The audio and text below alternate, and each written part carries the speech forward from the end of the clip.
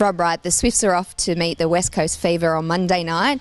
Last time we were in Perth, we were beaten by 20 goals. It was a big loss for us last season.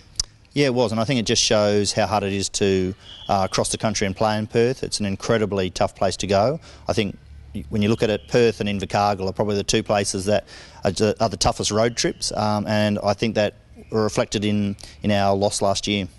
We do have the wood over the Fever. We beat them in round 1 by 3 goals. Do you take a lot from that win, or have the sides changed so much since then? Oh, look, I'm glad we got that win, but I actually don't read a lot into that now. I think they're such an incredibly talented side across the court.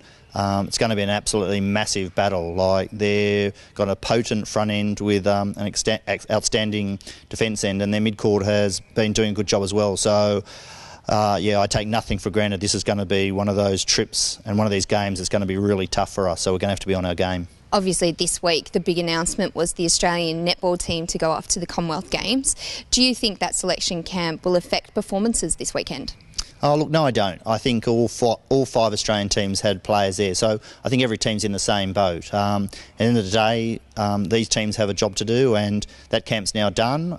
So congratulations to the 12 players chosen, but we've now got to focus on the New South Wales Swifts, and great opportunity to get out there on Monday night and put out a good performance. Caitlin Bassett and Natalie Medhurst were announced in that team. So the Fever obviously have a potent front end, but their defensive unit is really stepping up in the last few games.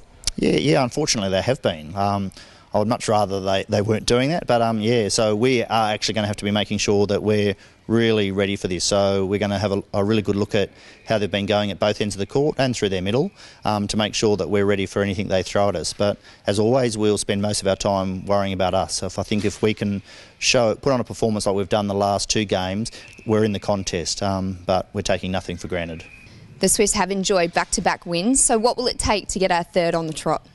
Oh, look, I think we just need to continue probably building across what we've done the last 2 weeks. Certainly both games have been good, but not great for us. I still don't think we've played 60 outstanding minutes as yet.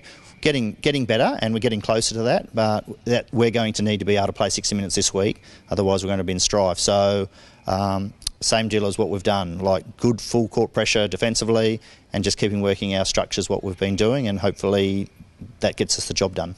The Fever's big marketing push is to get a record crowd at Perth Arena this weekend.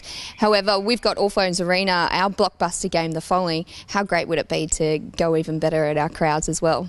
Oh, look, I'm hoping that we break all sorts of records when we play. I just think our fans and our members are just amazing, and I want to make sure that they turn out in their droves for our game. But speaking of this week, I expect a massive crowd in Perth with Norma announcing that she's stepping down from the Fever. They'll be wanting to put out a massive performance, and look, she's a legend of the game, an icon of the game. People want to come out in their droves to show their support for her. So I'm expecting a huge crowd this week, and which is going to be great for us because it means we'll have to beat it in a week's time.